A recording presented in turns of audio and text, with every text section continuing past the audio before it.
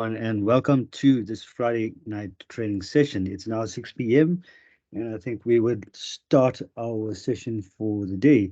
So, very warm welcome. The numbers are rising. I see we've already reached 90 attendees, and the numbers are growing steadily.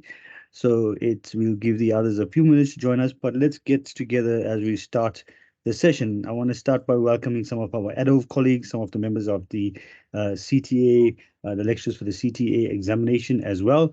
Thank you to all the participants that have also joined us on this Friday evening. And I know that the fact that you've joined us this late means that you're really eager to hear how this particular online CTA exam session is working. If you're joining us for the first time, welcome. If you're joining us as part of a repeat session, you're also more than welcome. For those that are with us the first time, you'll find that your microphones are currently mute, your cameras are off, and we've done this intentionally. The system is not broken. We've done this intentionally so that we don't have any disturbances and we can have a smooth workshop transition.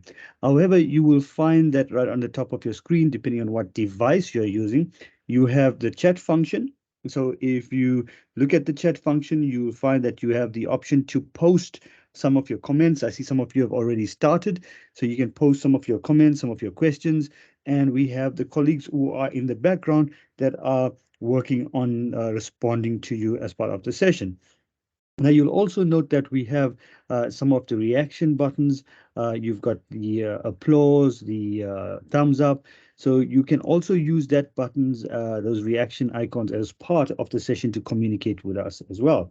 So if you all can hear me loud and clear and I am audible on your side, you can see our screen, quickly give me a thumbs up so that I know that we are good to go for tonight.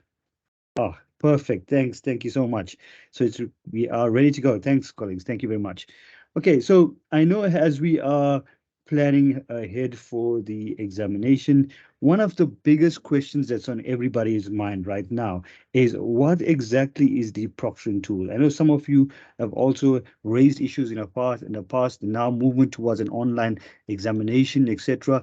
But one of the biggest challenges that are facing many of you right now is the proctoring tool called Iris. Right? We know that that's your challenge, and we also know that that's going to be our priority for tonight. Right, so we're going to go straight into looking at what is Iris proctoring tool, how it is used in your examination, and I've asked my colleagues to restructure this a bit so that we go into the CTA Iris practice site. Now, if you haven't heard of this before, remember that you have a CTA Iris practice site. Now, this is very important because before you get into the examination, we encourage you to join the practice site, get used to the Iris Invigilator tool so that when you get into the examination, it's one less stress for you, right? So please remember, throughout the session, we're going to be directing you to the CTA Iris practice site, and we encourage you, even as we are going to show you how it works, to simultaneously log on to the site and start working with us through this evening, right? So I have with my colleagues different expertise. Richard Wright, we have Richard Wright, who is an educational consultant specialist in the Academic Development Open Virtual Hub. I have with me also my colleague from CSET, who will be joining us soon, Lazarus as well. So we have different colleagues from different spaces, and we also have Dr. Ingrid Murray, who will be talking to us a little later about academic integrity. And then I have my various other colleagues who will be on the chat, David, Dr. Pumza Makato, Kuno, Ms. Mafeking, Dr. Sheila Ramaseko, Ms. Pintius Nguna, and Dr. Jeff Pinakasa as well, who will all be here tonight. They've dedicated the time to provide you this strategic support so that as you start preparing for the examination, as you start entering into this phase of examination and completing your assessments, we want to walk you through this critical period of getting you comfortable with the Iris proctoring tool. So let's start. Some of the topics that we will cover today. How are you going to download your papers? Remember, these are on a different portal altogether. It's on your normal traditional exam platform. We're going to show you the way that is. How do you upload your script once you finish your examination? We're going to talk to you a little bit about the proctoring tools when it comes to profile photos, and also unpack what is the Iris tool. We're going to do an Iris overview and demo.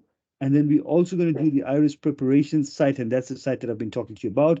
And then we're going to have academic integrity. Why have we even integrated the IRIS tool? Now, remember that the idea of us moving into the proctoring tool is really to safeguard your qualification at the end of the day. We want to make sure that we have an authentic examination process, an authentic assessment process, so that at the end of the day, when you graduate with that paper, it's worth the paper that it's on, right? And that is one of the most important thing for us, is to ensure the value and integrity of the entire assessment itself. So this is why you would find the integration of IRIS as part of the proctoring tool systems at UNISA. So let me invite my colleague Richard Wright to start us off this evening. Richard, welcome, Richard. And I know you have been sick during the day as well, but we hope you're feeling a bit better. And thank you for joining us this evening, even amidst being unwell. We appreciate that. So let me hand over to Richard at this time. Thank you, Richard. Thank you, Denzel. And good evening, everyone. Glad to have you all here. So hopefully we can get you ready tonight for your exams starting next week. So I'm just going to take you through the major process of what you're going to follow. And then later on, we will deep dive into IRIS. Now, as Denzel mentioned, remember, for those exams, you're not going to be using the My Exams portal. You will actually log into My UNISA and then My Modules. Then you'll select your supplementary CTA supplementary module. And from there will be a folder where you download your papers 1 and 2. Once you download the paper, IRIS will automatically start. So basically, you will only be able to access it 15 minutes beforehand. IRIS will automatically start, and you can prepare yourself for the writing of the exam. So you will complete the paper in the time allocation on a notepad. Once you're done, you will scan in the script to a PDF file and then upload a PDF document to My Admin, Assessments Admin tool on the My Admin platform. So this is very important. You're not going to upload it to your My Modules site. You're actually going to go to My Admin, Assessment Admin, and Assignment Submission to upload the script once you're done. So I'm just going to take you through the steps so you can follow along. So basically, you're going to sign into My UNISA, your student number and password. You can go to My Modules. From the drop-down at the top, you will select the module for which you are doing the supplementary. I'm just going to use this CTA IRIS practice site as an example. So remember, the papers are going to be in folders. So it will look like this folder. Now, I just also want you to note here, if the folder is not visible once you land on the site, always look out for this little drop down here. If there's perhaps more items at the top, then usually you have to click this one to get to view more folders. So once you open the folder, so this one, for some reason, doesn't have anything today. Let's just have a look here again. I think they removed it. But once you open the folder, there will be the PDF document that you can download. Once you download that paper, it will automatically start IRIS. So remember, you don't have to manually start it. Once you download it, it will start. And this is now where you write out your answers on the notepad. Once you're ready with your script, you can either take your cell phone to scan in the documents to a PDF document, or you can use a scanner to scan in your papers. And then when you're ready, you go log in again to My UNISA. You go to My Admin. From My Admin, you will select the assessments tool. Let me just open up this one quickly. So you'll go to My Admin. You'll go to Assessments Admin, Assignment Submission. You have to sign in again with your student number and password. Let me just quickly up in here.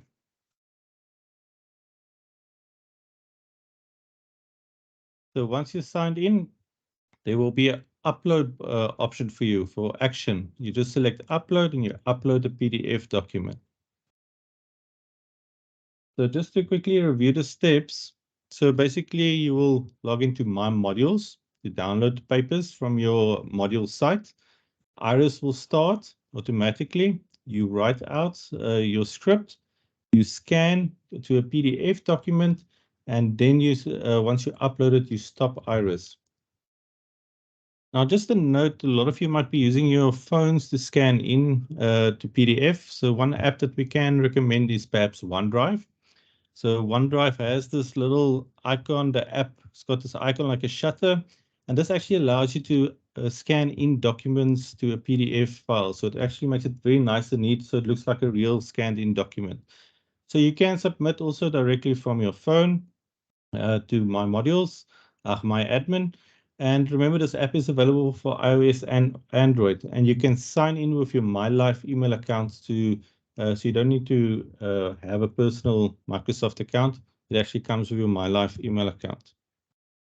Just another note is sometimes when you scan in files, it can become very big. If you can run into a size limit, one website I can recommend is I Love PDF. So all you need to do here is you visit the website. Say you've got multiple PDF documents or it's multiple images that you scanned in. You can merge them into one single PDF, but also very importantly, compress the PDF. But if you compress the PDF document, just make sure that it's still legible before you upload it to my admin. Then I also just want to remind you to read the guides. So the instructions have been sent to you. So it should look like this, exactly how the process is going to work, what type of books are allowed on your desk, what is the procedure to follow. So for instance, it will tell you you need to have Iris installed beforehand. Once Iris starts, the first thing you're going to do is just rotate your camera, your laptop, or your webcam just to show your desk environment, what books are on there. If you, for instance, need to go and use the bathroom, you just tell Iris into the camera you're going to go to the bathroom. And when you're back, you just scan your desk again. The same applies. So you go and print your script or the question papers. You tell, I'm going to print, I'm going to fetch it. You come back, you just scan your desk again. The same with scanning in. If you have to go scan into another room, you just say, I'm going to scan in. And then also when you're back, you show the scanned in documents. So please read these instructions fully. It has been sent to you. It tells you exactly that you may only use your Psycho notebooks and that you have to scan your desk beforehand. But it also gives you the information if you run into problems during exams. Have these numbers readily at hand so you can quickly dial them for any support. And also, please make sure of the dates. Not all the dates and times are exactly the same, especially on Fridays, where the second paper starts a little bit later. And then also, if you have upload problems in the document, there is for the morning session, afternoon session, area where you can upload your documents, your PDF documents, if you have any problem with my modules, my admin. So please make sure that you first try to upload on my admin under assignments tool. If you run into problems, there is an alternative upload link as well. And remember, they're not going to accept any email submissions.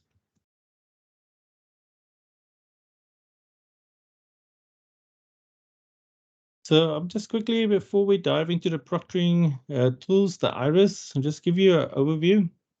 So remember, it's still standard that you need to upload a profile photo on Myonisa. So once you log into Myonisa, you click on My Modules, click on then your user icon at the top right, you select Profile, and you just select this Edit Profile button on the user details. So there will be a few sections, but there is a section where you can upload your profile picture. So remember, this profile picture should be preferably in a landscape or a square. Sometimes you upload it as a portrait and it tends to rotate 90 degrees. So, but you can always just crop it again for that picture. And just make sure that the picture shows your face very clearly, because this is used in combination with the proctoring tools. So just to quickly show you on the site as well. So you just go to My Modules. You click on your profile picture, select Profile, select your Edit Profile, and you just scroll down to here, Use a Picture. You select this icon, then to choose a file from your device. So it can be from your phone or from your desktop computer or laptop. We will also post a link to the guides that also shows you exactly step by step how to upload it. Now, I also just want to emphasize here, so there is multiple proctoring tools used by UNISA, but for this one, we will be using iris invigilation only. So it's not in combination with any of the others, it's only iris invigilation. Now, just some notes on iris invigilation. Remember, it only runs on a laptop or a desktop computer. It's a Google Chrome extension that does work in Edge as well, but if you have problems with Edge, remember you can do it with Google Chrome as well. Remember, your computer do require a microphone and a camera or webcam, and please make sure these are working. So that's where it's very important to access this iris exam preparation site. So please, if you can, open, I'll post a link in the chat now as well.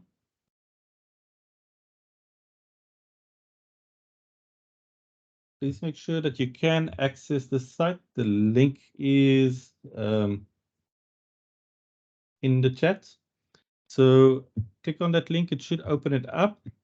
But what you can do as well is once you log into my UNISA and you go to my modules, you should have the CTA iris practice exam site already there. If you do not have it, you'll have to contact your lecturer so that they can give you access, but we are also going to change the settings so that you can enroll yourself. So please make sure with this My Modules, you've got the CTA iris practice site. If you don't have it, you can click on the link that we provided and you will then soon be able to enroll yourself for the site. So on the CTA iris practice site, they've got some resources to get started, the setup, and then also very importantly, the CTA iris practice exam. So do this practice beforehand, make sure that your iris is set up correctly, because as soon as you do this, you know everything is working. You can just concentrate on preparing for the examination.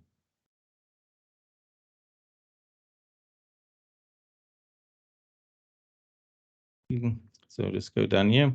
So basically, yeah, this is just for the preparation. So please make sure you've got this URL saved, or that you've clicked it on the link so you've got access to the site. And do it now before when Lazarus comes up now to show you how to install it and then how to set it up. And then he's also going to do a demo, so you can perhaps do the demo along with him as well, if you can, to make sure that everything is working. But I just also want to re-emphasize, this is not a mobile app. This is only for desktop devices. There is a for Mac OS and for Windows. So thank you, Denzel. Thank you very, very much, Richard, for that and setting the context for us. So I'm hoping that the students have now got a better understanding of how the platform actually works, how to download papers, upload, and some of the critical tips that you've also given as part of this. Let me invite, I see Lazarus has joined us. So let me invite Lazarus to present, and we'll go straight into each session. And I've also asked Lazarus to take us into the actual test site as well. So he will also talk about the iris preparation site and walk us into that space. But let's see. Let us give him an opportunity. And I see many of your hands are up. I see there's some 2 hands up as well. Remember that we are not opening up the microphones at this point. So what we encourage you to do is post your questions in the chat.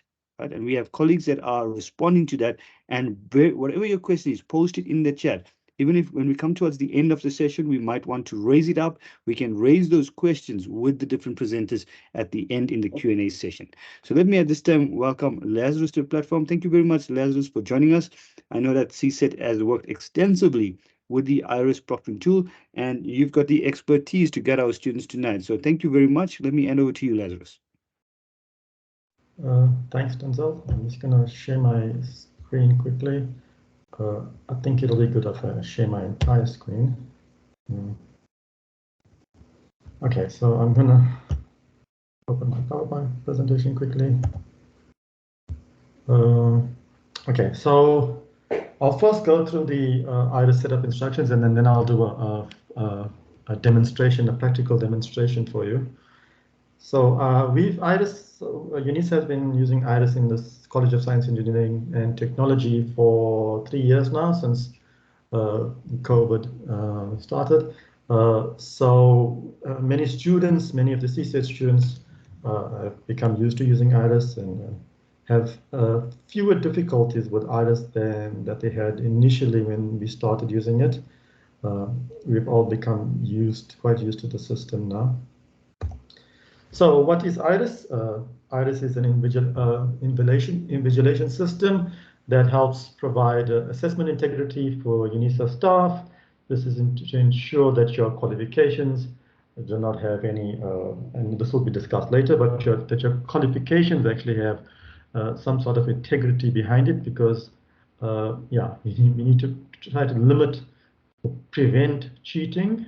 As you may well know, that there's a and you probably noticed in the newspapers and not newspapers, but in the news in general, that since COVID and since we've moved online, there has been quite a lot of, or the cheating has increased. The levels of cheating at, I think, universities in general has increased. Yeah, so we had to find a system to try and prevent this. So what does IRIS do? IRIS records audio, video, computer screen activity during the entire duration of your examination. So some of you might be used to the Invigilator app. So the Invigilator app, as you know, just takes pictures of you and records audio. So it takes pictures of you now and then and records your audio now and then, not the entire time. IRIS is different. It records you the entire time. It records audio, video, and screen activity. It uploads these recordings every 10 minutes to the IRIS service. It uses machine learning to flag potential academic dishonesty, not necessarily academic dishonesty. So it flags potential dishonesty, and what happens is that we would, once we get your recordings and we look at the flagging, we will actually look at your recordings to see if you actually cheated or not. So even though it uses machine learning, this is not something that students should worry about. It's ultimately a person who makes the decision whether a student may have cheated, and there's obviously long processes that students go through. So it's not IRIS that determines cheating. Also, IRIS is it detects movement, and so a lot of students get worried if they move too much, and you shouldn't get worried about that. Just make sure that you're not cheating, and that's it. I think it's as simple as that. Students have many questions when it comes to IRIS about and its flagging capabilities, but like I said, don't worry about that. Just don't cheat and you'll be fine.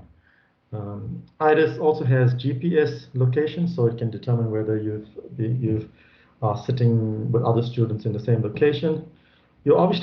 You can do that, but then you obviously shouldn't be talking. So you can possibly sit, maybe you are sitting in a, I don't know, maybe you have in an internet cafe or something and have another student somewhere. As long as you're not communicating with the student in any way, then it's fine.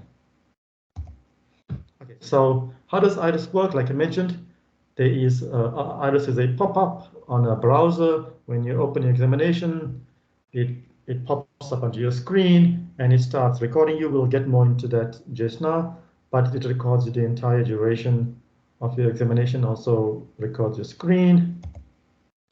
Necessary equipment: you need a stable internet connection, you need a laptop or desktop. Does not work, like Richard said earlier, does not work on mobile devices. You need a laptop, desktop with a built-in microphone and an external or built-in microphone and a web camera. We recommend that the minimum specifications of your computer to be 4 GB RAM and Windows 7 64-bit. I think the most important thing, or one of the difficulties, is the stable internet connection. If your internet connection is not fully stable, just make sure that if it drops in connection at some point during the examination, that's not something you need to worry about. So you need a stable internet connection, but if it does drop, it's not something you need to worry about. IRIS will still record you. It might stop recording. If it does stop recording, you can just restart IRIS and continue with your examination. So Yeah, this is something that the stable internet connection is something that we get a lot of questions about, because students worry about load shedding and the internet dropping when the electricity goes off and on. That's okay. If the internet drops for a few minutes, it's okay as long as you manage to get it back up again. It's not a problem. So to use Iris, like I mentioned, Iris is a plugin on your browser. So you can either use it on your Google Chrome or Microsoft Edge. You need to have the latest version of your browser, whichever browser you're using. You need to have the latest version. I'll explain now how you go about installing it. So on Google Chrome, you would go to the Chrome Web Store. You search for Iris. So once you've found Iris, you will the Iris extension. You would click on it. Then you would click on Add to Chrome. So I'm going to go through this again. I'm going to go through this as a practical demonstration. So I'm going to go through these sites quickly. You'll add to Chrome. Once you click on Add to Chrome, click on Add Extension, and then your Iris environment is installed on your browser. You are ready to write an Iris invigilated examination. So there's nothing else you need to do from a student perspective. You just need to install Iris on your browser. Okay. When you're writing examination, you will open your browser, you log onto the examination site, Iris pops up automatically. So we on the back end, we link Iris to your examination. So Iris will pop up automatically when you open your examination. Not necessarily for you guys, not necessarily on the My Exams platform, wherever you download your paper from, Iris will pop up. Iris has a set of instructions that it needs you to follow initially. It needs you to activate Iris. You do that every time you write an Iris invigilated examination, and then you will start your test. If you're using Iris for the first time, Iris will ask you permission to use your camera and microphone. You have to click on allow. You have to allow it to use your camera and microphone. Then when you are actually writing the examination, this is the first screen that pops up. Like I said, it pops up as soon as not when you open your PDF, but when you open the folder that the PDF examination is in. Then Iris will pop up. You will agree to terms and conditions. You don't have to consent for use of data. You will then click on continue. Then this lady here will give you instructions. She will give you instructions on what you need to do next. The first time you use Iris, you need to let her continue all the way, and then you need to let her continue talking, and then complete these details. You will then click on next, and then you will be asked to capture your student ID. You will have to hold up your ID against the camera. Student ID, you can use if you don't have a student ID card, you can use a normal South African ID or your driver's license, but you have to, it has to have a picture of you on it. You will then be asked to position your face in front of the camera for a second so it can make sure that the face detection is working. You can do that. Then you can click on Start Invigilation. You will see that on the latest version of Iris, there's another step, another pop-up that comes here. On that pop-up, you'll just click OK, but I'll show you that now. Then you click. So once it's done the face positioning, you will click on Start Invigilation. You will then click. You'll then be asked to share your screen. You need to click on this picture of your screen. You'll need to click on that before you're allowed to share your screen. Once you click on that, this button, which is initially grayed out, will turn purple, and you can then click on it.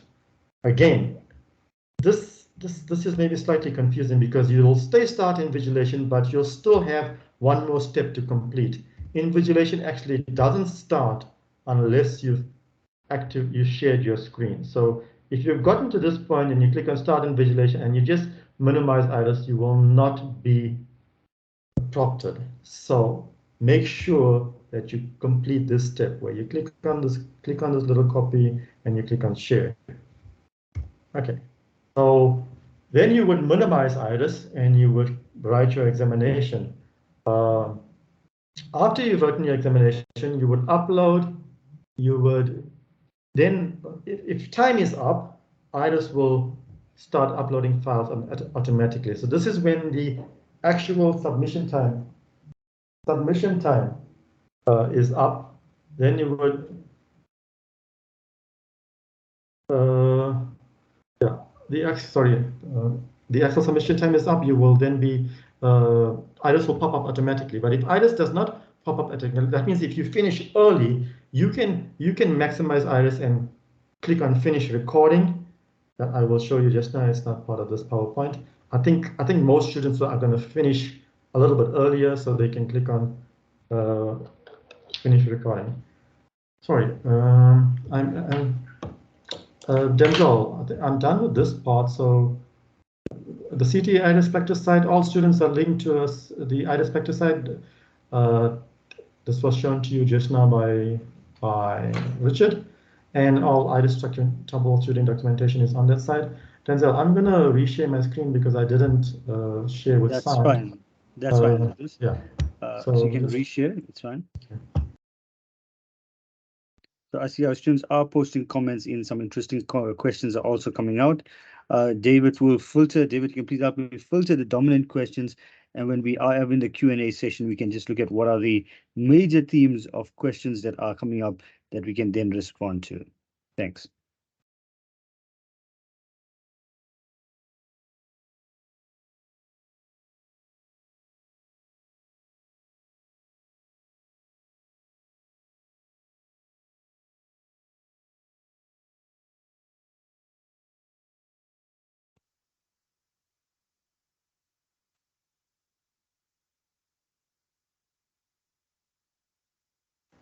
Sorry, I was talking to myself for a few seconds. I'm going to go to the CTA IRIS practice site. So when you're writing an exam, you will possibly follow similar steps. So you will log into MyUnisa. You will then go to My Modules. Hope this does not take long. Okay, My Modules is fine. So I'm going to the CTA IRIS practice site. So all students who are writing this upcoming examination should be linked to this practice site. If you are not linked, please send an email to your lecturer, and then your lecturer will contact the necessary people to link you. But all students who are writing the exam should be linked. So you should see this on your drop down. In fact, maybe you can actually go to your drop down. I mean, you can go to Moodle, Moodle, My Modules, and check and do this while I'm actually doing it now. But before I do this, I mentioned that you actually have to, sorry, you can see. No, I don't want to do that. Sorry. I want to actually install. You can see on my browser here, I have this little icon here. This is the Iris icon. This means that Iris is actually installed on my computer. So I'm gonna remove the extension and it's finalized. Okay, remove from Chrome. There we go. Remove it, and I'm gonna show you how you install it. First show you how you install it. So you will go to the Chrome Web Store. On Google Chrome, you'll go to the Chrome Web Store. On Edge, you'll go to the Microsoft Edge Store. You can search for Chrome Web Store on Google. You can then here search for Iris. Okay. And then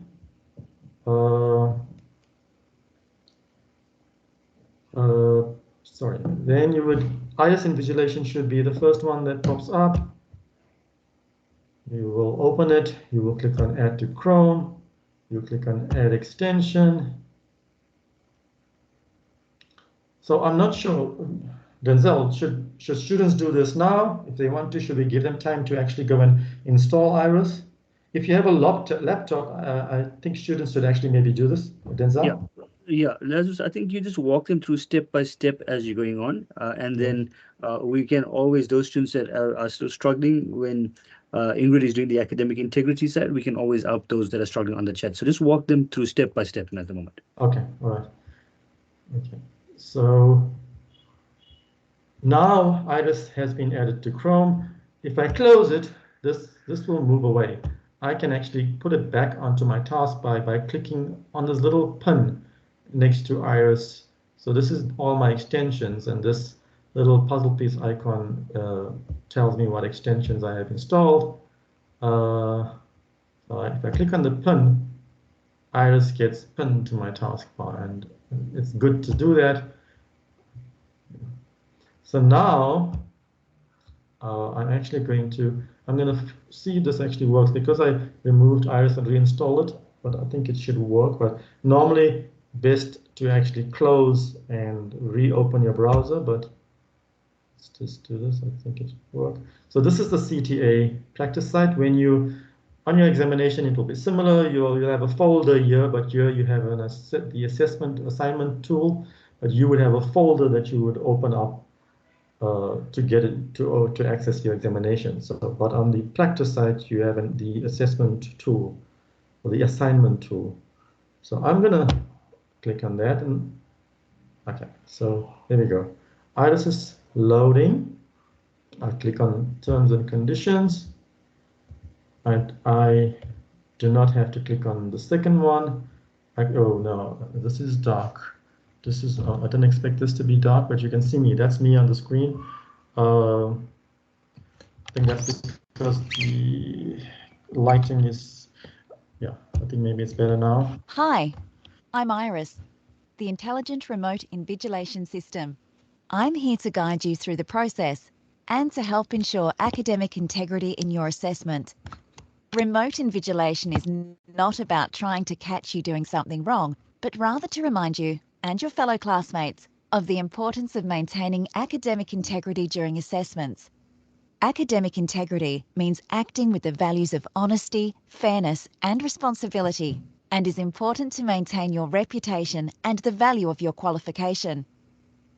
During your assessment, I will be recording from your webcam and microphone and capturing whatever is showing on your screen. So your first step is to activate a webcam by selecting from the list.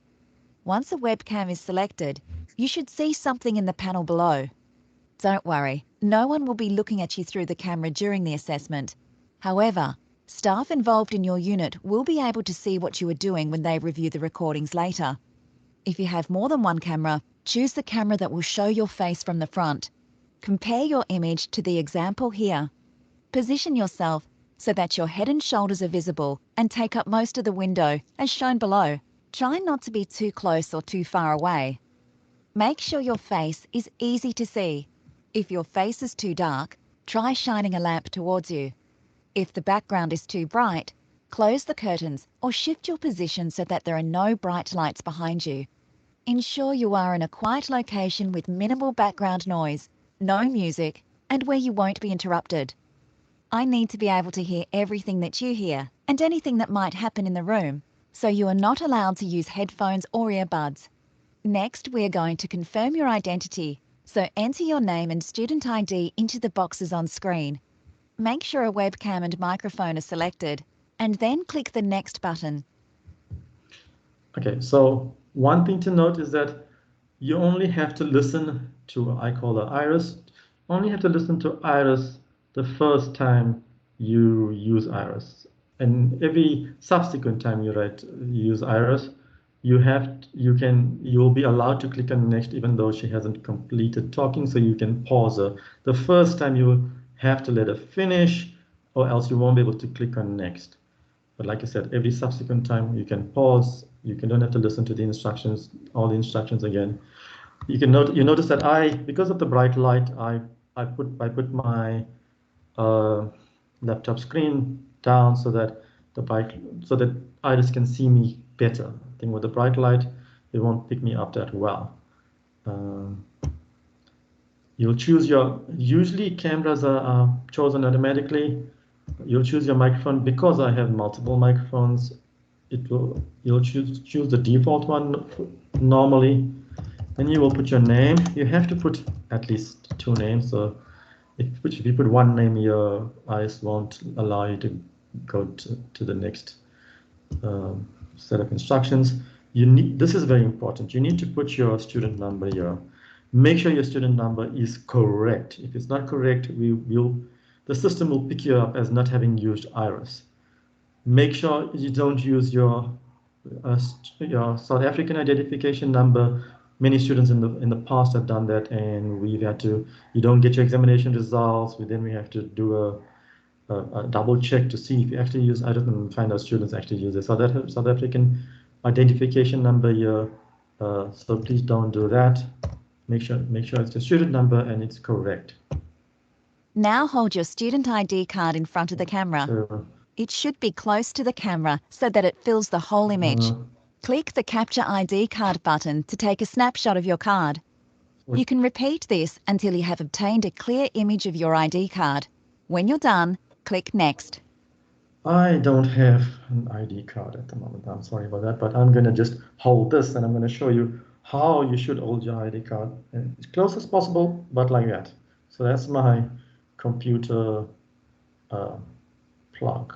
But so just hold it as close as possible, and make sure that your picture is visible. Click on Capture ID, go to Next. Now that I can see and hear you, I will indicate that you're in the right position by drawing an outline around your face. If I can't see your face, the outline will disappear. If this happens, shift your position until you are clearly visible. During the assessment, if you are not clearly visible, the video frame will be flagged for investigation. Finally, we need to be able to capture what is showing on your screen. When you click the Start Invigilation button, you will see a pop-up window, like this example, showing all of your connected screens. It is important that you only have one active screen, the screen that is displaying your assessment. Completely disconnect any additional screens. Once you have shared your screen, return to your assessment where I will enter the password for you. If the assessment is timed, your time will only begin when you start your assessment. When you've finished your assessment, I'll come back and explain the upload process. I hope this information was useful. When you are ready, click the Start Invigilation button to begin your assessment. So when I was doing the presentation, I said that there's this screen that pops up. So this is an add-on to the latest version of IRIS. Here, it just gives you instructions on what you do, on how to share your screen. So I've shown you that, but I'll show it to you again. So you can just click on OK. You can click on Start Invigilation. You don't have to do anything else at this point. You click on Start Invigilation. And then this screen pops up. To share my screen, so IRIS wants you to share the contents of your screen. You have to allow IRIS to share your screen. You can see that this button is gray. I can't click on it. But if I click on here, then it turns purple, and I can now click on it. Now IRIS is recording me. It starts recording me. At this point, I can start writing my exams. I can minimize IRIS. I can download the examination. So this is the test examination. You are allowed to then put your head down and start writing. I'm going to maximize IRIS. So I just want to show you, you are allowed to possibly move your camera a little bit further back. Okay, one of the things you are asked to do is you are asked to do a desk scan. So once IRIS starts recording, which is now, like it did now, you have to do a desk scan. So you have to lift up your computer like that, so that we can see what's in your desk. Your desk is, we understand that your examination is open book, and you will be writing and you'll be looking at material. So we just want to make sure that you are using the correct material, that you're not using any other material other than what material that you are supposed to use. Yeah, this is weird because I'm talking to one camera, looking at myself here, but I think you, anyway. Yeah, so yeah, make sure you do the desk scan. So then minimize IRIS, then write your exam. So while IRIS is still, although you can see this on my screen, and you can't see me being recorded, IRIS is still recording me. So I can put my head down, and if I put my if I pop up Iris again, I'm allowed to do this. I'm allowed to write like this. I don't have to be looking at the camera the entire time. I'm allowed to turn and look at material as long as the material is the correct material. Iris does not, the material does not have to be visible. The books that you are writing on does not necessarily have to be visible. This is fine. Writing like this is fine. You can, if you need to go to the bathroom, you can tell Iris, I'm going to the bathroom. You leave, you come back, you do your desk scan again so that we ensure that you haven't brought in any other material to the examination. Iris has this timer, but he will not tell you how many minutes you have left. So he won't inform you if you have 10 minutes or 5 minutes left. It has this timer. Remember, if you are reading your exam from the screen, then you obviously have to minimize Iris. So you won't be able to see the time, but you can still obviously see the time on your computer, or you're allowed to look at the time on your phone. But yeah, Iris does not have any timer on it. A timer that actually tells you if you have 10 minutes or 5 minutes left. So now, as I said, this timer would actually run from the time you downloaded your paper. So you actually have 30 minutes. So from that start of that 30 minutes, you have 30 minutes to read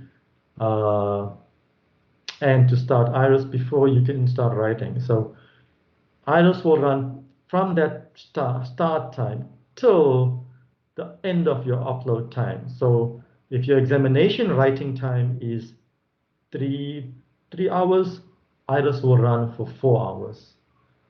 And that's how we will set it up.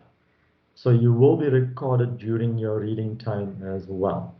You are allowed to print your examination. So you're allowed to when you start Iris, go and print your examination and come back and leave it on your table. But then again, after you've done that, just lift up your camera so that we can see that you've actually printed the paper, and that's what you're looking at on your table.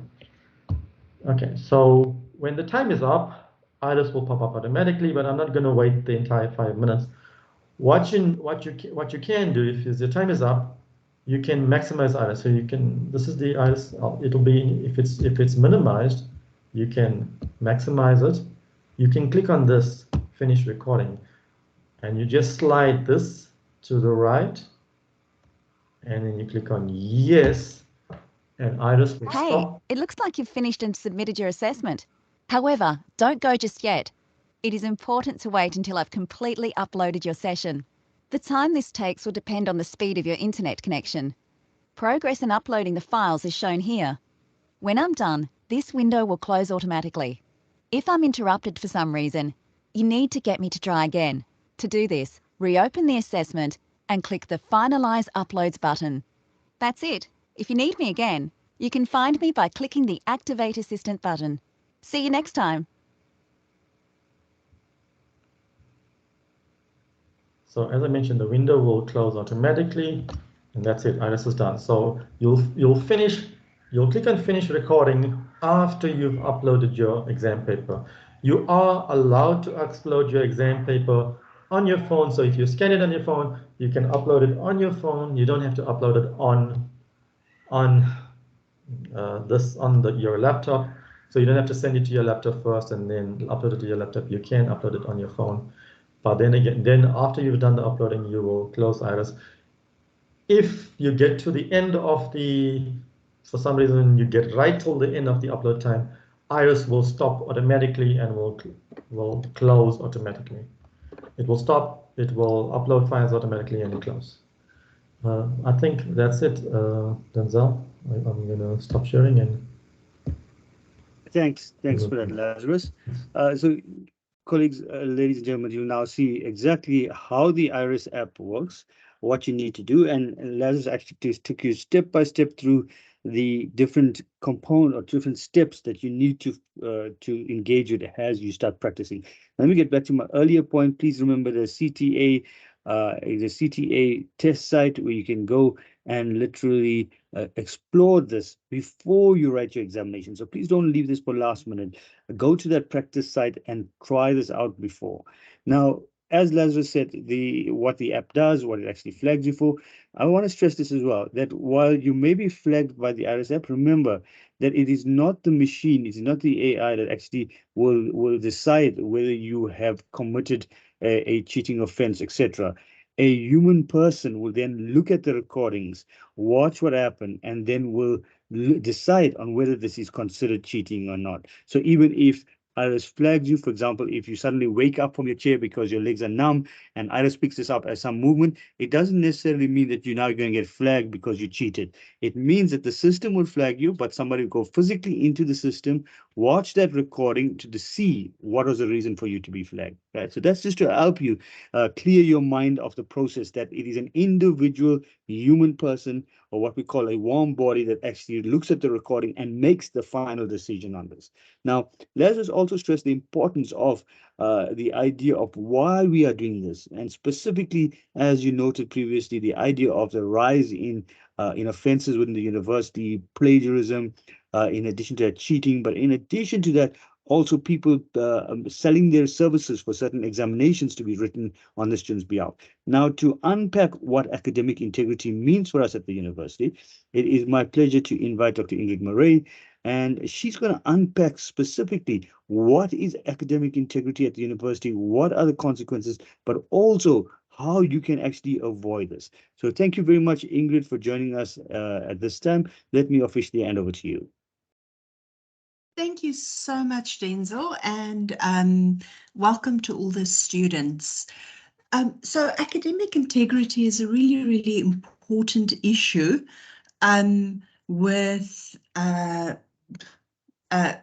for all of us, because it impacts everything you do at university, but also later in your life, when you're working, when you look for employment, when you tell people you're a UNISA graduate. So what is academic integrity? At university, behaving with academic integrity is founded in personal values. If you value honesty, trust, fairness, respect, responsibility, and courage, then you have the foundations to become a scholar and future employee or employer who behaves with integrity. Practicing honesty means not only being honest with yourself, but with others and with yourself. Those who are honest will promote the value of trust by preparing work that is thoughtful and original. Showcase your academic integrity by being fair. Acknowledge the work of others by appropriately referencing, and remember that your action can impact your fellow students and the university. In being fair, you need to show respect for yourself and for others. Respect for yourself means tackling challenges without compromising your own values. Respect for others means valuing their diversity of opinions and their needs and goals. Take responsibility in your university life by standing up against wrongdoing, resisting negative peer pressure, and serving as a positive example, which means you will need to have courage to follow through, holding yourself and others accountable. So what happens if a fellow student acts in a dishonest manner? At an individual level, students that act in a dishonest way in their studies also act dishonestly in their workplaces.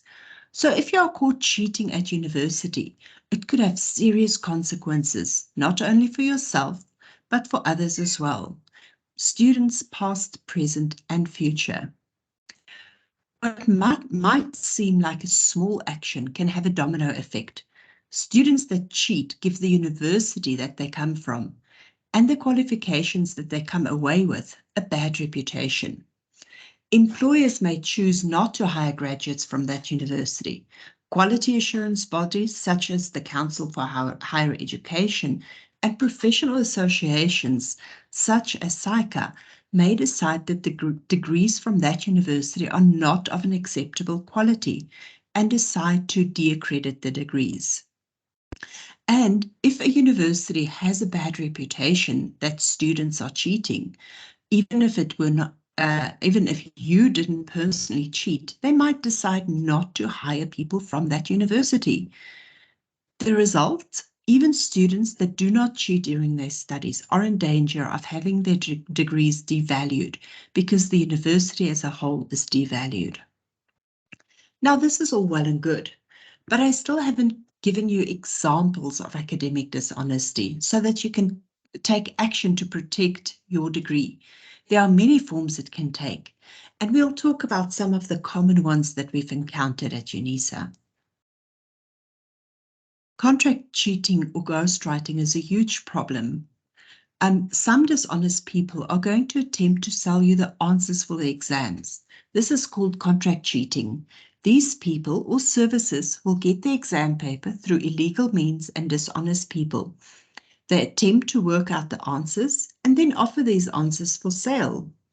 These people may even give students tips to try and fool their lecturers, such as changing the order of the answers or making deliberate mistakes. But what also happens is sellers will give the same answer script to more than one student. So therefore, there's always a few students that don't make any changes, and then everyone is found out. It's also recently started happening that these people that sell these exams, come back to you later and try and blackmail you. So you might be walking around with this millstone around your neck for action that you took once, and it might come back later and ruin your entire career. Linked to contract cheating is the act of buying or selling of assessment. For ghostwriters to come up with the answers to exam papers, they first need to get access to these papers. It is a serious offence to buy or sell a question paper, and the university will take serious action against any person accused of this. And just to let you know, some people have had their entire degrees stripped from them because they bought one exam question paper. Identity misrepresentation is when you ask or pay another person to write an exam on your behalf in real time. That person will attempt to present themselves with your credentials. However, the use of IRIS, the Invigilator app, and other proctoring software, we can determine if multiple assessments are being written from one location and even by the same person through webcams. Students often form study groups that are a wonderful resource and of study and emotional support. However, some of these groups end up helping one another cheat, and they might even be doing it without meaning to. Sitting together and working together as a group to answer questions is not allowed during an exam. The best way to avoid sharing answers is to make very clear rules amongst your study group. Act with trust and honesty, even when your lecturers can see this. And one thing that you guys have to really be careful with is your Telegram and WhatsApp groups that you form during the semester. It would be best that you close those entirely before you start writing your exam. Plagiarism is when you use somebody else's ideas without acknowledging them, including all source material that you haven't referenced. It's good practice to practice your referencing beforehand. During the exam, this is not such a big issue, though, that you have to be concerned about, especially with these timed exams. Our last example refers to the upload time at UNISA. This is not part of your writing time. When your writing time is finished, you need to stop and either save and upload your file as a PDF or scan a handwritten answer into a PDF and then submit. Make sure that these PDFs are accessible so that and works, that they're open. And practice doing this before your exam. The upload time is used by the university to help resolve any upload issues. If you continue writing during that time and you have a problem, then the university cannot assist you. And remember now, with the use of the IRIS proctoring tool, your lecturers will be able to see whether you wrote in that extra handing in time, half an hour. So what does the university do when we find out that somebody has committed cheating offences? There is a formal process that is followed when lecturers identify possible cases of cheating. This includes gathering all the evidence needed and marks being withheld while the investigation takes place. Students are issued a warning letter and can decide to accept or contest the charge. And if students contest the charge, a formal hearing is set and guilt determined on the probability of evidence. If found guilty, sanctions are implemented. Students can be represented by a fellow student or a SRC member during these hearings, and you may appeal if you are found guilty, but the appeal is final after that. So what are some of the consequences? Sanctions can vary from failing the module and having to re-register to a suspension from 6 months to 5 years, or even being stripped of your entire degree. Sanctions also appear on your academic record and will follow you throughout your career, as any time you apply for a job, your academic record will show that you acted without integrity.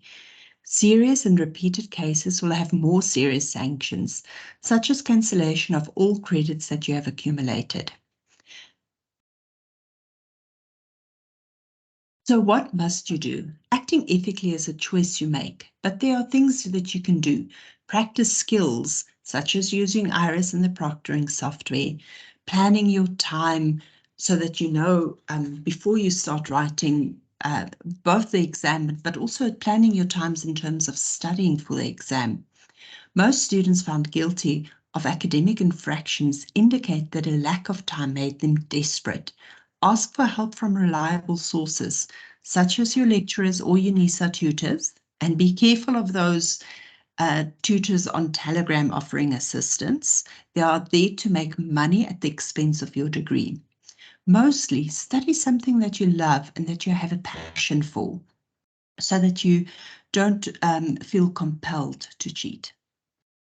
I know it can be hard, but courageousness is a huge part of academic integrity. Students that act dishonestly put all of your hard work, along with the work and qualification of all past and future students, at risk. As more and more of you choose the values of academic integrity, your qualifications are protected and you become a key player in securing your future work prospects. So if you hear about anything, anyone selling exam papers, anyone planning on cheating or having cheated, contact the whistleblower hotlines that is displaying on the screen right now. Thank you and good luck with your exams. Thank you very, very much for that, Ingrid, for really unpacking what academic integrity means for us as an institution, but also for unpacking what it means for our students as well, specifically when we start thinking of the value of the qualification they get at the end of the day. So I think that's quite an important one for us as we started to unpack the importance of the process of integrating a proctoring tool such as IRIS into the students' system, into the assessment as well. Now, I've seen many questions coming up, and I'm going to invite my colleague David, who has been eagerly following, and I see also responding to some of the questions on the chat, to quickly find 2 or 3 of the common questions that have dominated our discussions tonight and some responses to it. Thank you, David. All right, thanks, Denzel, and good evening, colleagues and students. Thank you so much for the posting of the questions. Believe you me, I have seen many questions flying through this evening. All right, definitely a question that comes up quite a lot is, can I print out my test paper? Yes, absolutely, you can print it out. And just linking that with what do I need to do if I'm going to print, or if I need to leave my laptop to go to the loo or to switch on an inverter or something that is definitely required for your continuous of your exam, please just talk to IRIS. Okay, talk to it, tell it, I'm going to do the following. All right, so that it is recorded and that you then sort of covering yourself just to indicate what you need to do. So that's definitely something that's coming up. But tying this question in with another part of the question, it's definitely coming up quite a lot. And I think the students might just need to have some clarity on this, is with regards to the starting the app, the reading time, printing time, and actually start answering the questions. And I see a lot of students are posting this, and maybe I can throw this one to the floor, any of the colleagues. What would we suggest in terms of the time frames? Because it's definitely something that's concerning students, and they really want to know, when do they start their app? When do they download the app? That's a quick one. Today would be a good idea to download it. But more importantly, starting the app, starting the exam, and then actually start writing the exam, writing down the answers. So if anyone from the floor, that would be great if you guys could maybe give the students a process to follow.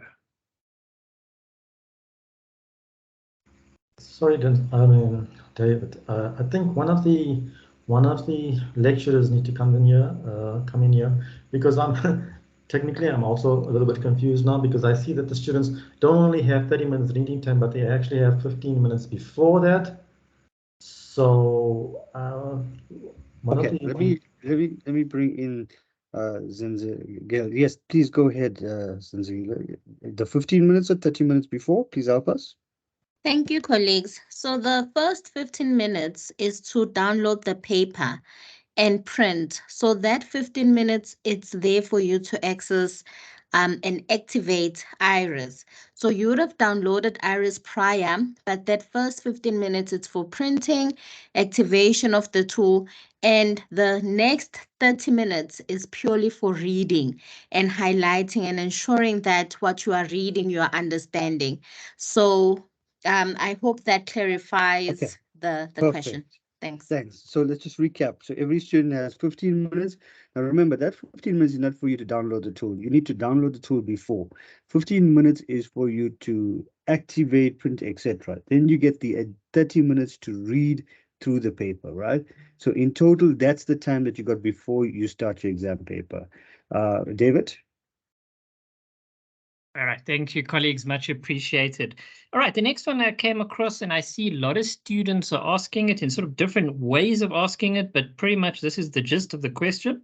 If I have a network interruption, all right, and I need to change over maybe from my Wi-Fi, I'm going to quickly use hotspotting, for example. How do I restart Iris? Does Iris automatically then start recording again once that internet connection is gone through? Or do I need to restart Iris? If I need to restart Iris, how do the students restart Iris? Because that question has come up many, many times. So David, students just need to reopen the folder that the exam paper was. So they will, if Iris is given an error and it is opened, still open, but it gives an error, they need to close the instance of Iris that's open and then go and reopen the folder. So basically download your exam paper again, and then Iris will pop up again, and just complete the instructions quickly again, and it will start again. Yeah. All right, thank you so much, Lazarus. Okay, students, I know you've been asking that, so hopefully that's clear. I do suggest do the practice exam. Maybe even do the practice exam, switch off your Wi-Fi and then switch it back on and see what happens. You know, that's one way to deal with to fiddle and play and understand, okay, if I do this, this is what's going to happen. So maybe give that a shot. Okay, then I've seen another interesting question that does come up quite often is I'm using a desktop PC and if we have load shedding, okay, I think you've pretty much answered that question. So you're going to have to then restart Iris and then restart, download the test paper. So follow the same procedure if you lose power. But based sort of coupling that together, if I've got two laptops, right? So how would or can the student maybe install it on one laptop, and when the 2 hours and the battery runs out, then they jump over to the next laptop? Can that work, or what should they consider going for this approach? I like the idea that they're thinking this way because they're problem solving, but what should they do? And I think, Lazarus, you're the man with the plan. Yes, that'll work perfectly. That will be fine. Actually, that's a good plan. to have 2 laptops and to switch that. Just make sure Iris is installed on both of them and it will work fine. Perfect. Thanks so much. There we go, students. So that was definitely one way to look at it. As I said, very good idea there. I like how you're thinking. So hopefully we've got that one nailed. Okay, so just one more thing. I do see students are asking, how do I show Iris my desk where I'm working? Okay, so you're going to have to pick up your laptop and move it around so that the camera can actually see your desk where you're writing. So yeah, that's a pretty interesting way to do it. Again, do the demo test, practice, play around, move your laptop, see how it works. I cannot stress that enough. Also, the technical questions that I do see coming up quite a lot, like what happens if my UNISA is not available or it crashes or something like that. Students, whenever you work online, always do print screens because that's your evidence. So if there's error messages or my modules doesn't open, use your print screen, include the date and time in the bottom right-hand corner of your device, your laptop or your desktop, and make sure you've got that date and time in there because that will definitely help you and keep that evidence. I know load shedding is also something that has come up and it will probably come up again and again and again. So colleagues, there is a notice from the university about load shedding. So I'm going to post it right now as well. So please go through it. Unfortunately, it's out of the hands of all of us, whatever happens with the load shedding. But if you read the announcement there, maybe there's some ideas that they're posting that you could maybe try with regards to maybe using the regional campuses because they do have Wi-Fi, they do have generators. Hopefully they're working. So you might just want to go visit your campus to see what's available as a plan B if you see maybe it's where you are is not going to be working.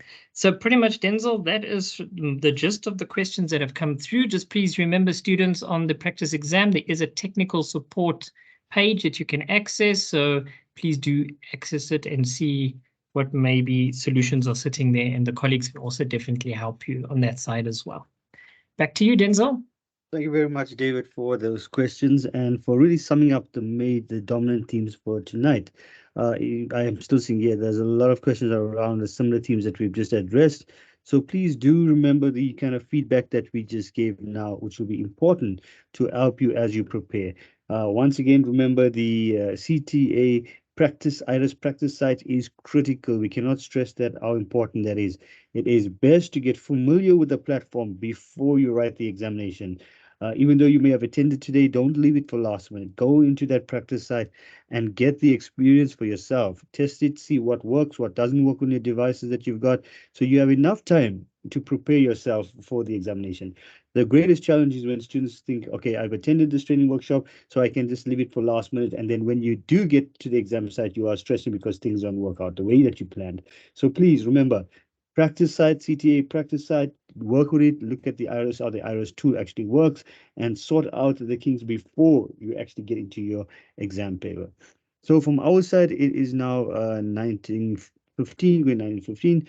We thank you very much for joining us for this Friday afternoon. I know it is a Friday where many people don't really want to engage with these type of workshops, but we actually have about 223 attendees, and this is very impressive for a Friday evening session. So we really thank you for joining us on this Friday evening session, and we want to wish you all the best as you start preparing for the examination. Just remember the two sites, the Iris practice site and the earliest site that Richard actually spoke about, where you can get in information as well on how to engage with the examination. We wish you all the best from our side and hope you all have a good weekend. And I want to also say to my colleagues, thank you very much to the colleagues that have sacrificed their Friday for joining us today, sharing the insights with the students. We appreciate each one of you. And from our side, we wish you all the best for the weekend, the best in your preparation for the exams. And please take care and be safe. That's it from our side, colleagues. Enjoy your weekend ahead. Thanks, colleagues.